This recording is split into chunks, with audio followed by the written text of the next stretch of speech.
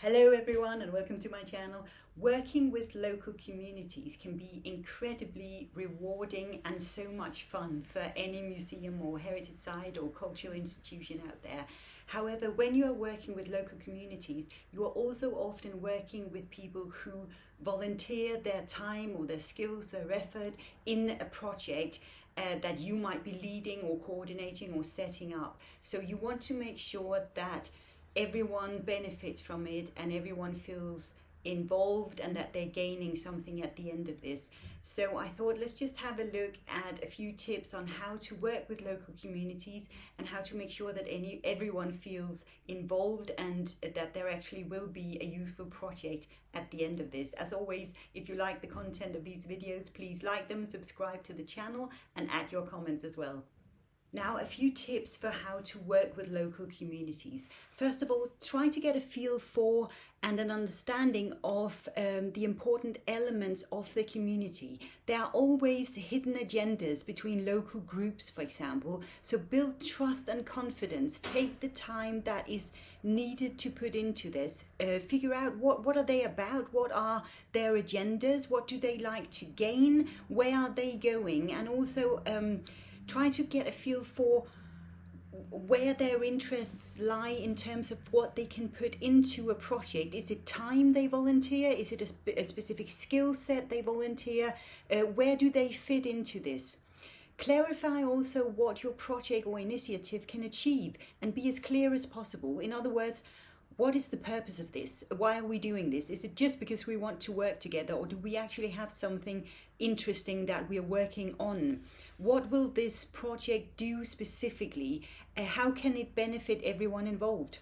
Make sure that everyone involved clarifies what they want to achieve from the project and also from the process, especially if this is a very long process. So identify what are the common objectives and wishes in this. What will the time involved be? What is necessary to put into this? Do we have to also buy resources, for example, from external companies or people?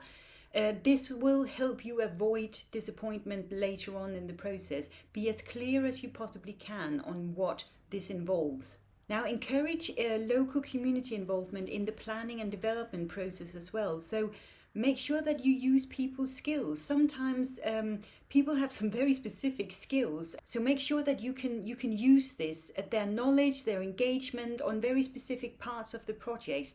This will also help create a motivation and a greater sense of involvement and of ownership in a project.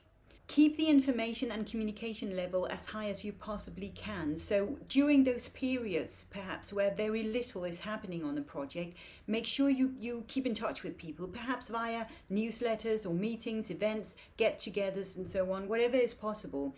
And also, if people are volunteering their time, make sure that you make it as practically easy for them to engage and to participate as possible. Sometimes if you have a little bit of a budget, try to cover things like transport, for example, or expenses.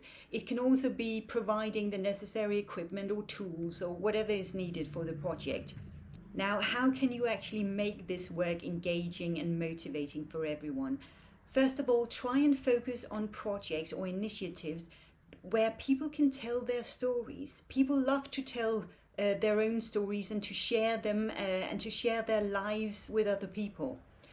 Respond to people. If there is a specific interest in the local community where you live, get in touch with people and get back to them when they get in touch with you about specific initiatives. Perhaps there is a way of getting their engagement and their enthusiasm about something to fit into something you are already doing.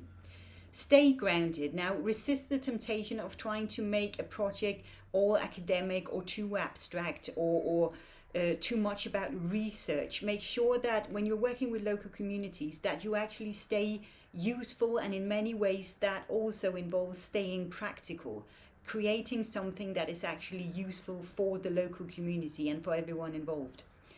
Know and understand how you as a museum or heritage site can add value to these communities. Can you actually build something that can last for a lot longer than the project is actually running? Use education and entertainment. This is often a lot easier to relate to, either because something is fun and entertaining, or because this can be part of, for example, learning. If you are involving schools or children in some way, there is a lot to be said about including specific learning or educational elements as well. If you're working on a long-term project, make sure to keep track of just how far you have come. Where did we start with this? Where are we going?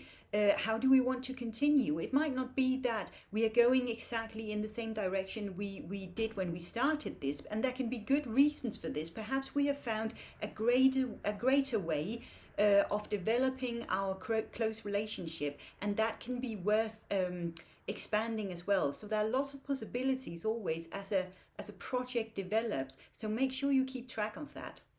Working with local communities can be incredibly rewarding, and it can really establish some very close local bonds as well, particularly for local museums, but for all types of museums and heritage sites really, whether you are a large national museum or indeed a smaller local museum. Have you heard of or been part of some really good community engagement projects or initiatives?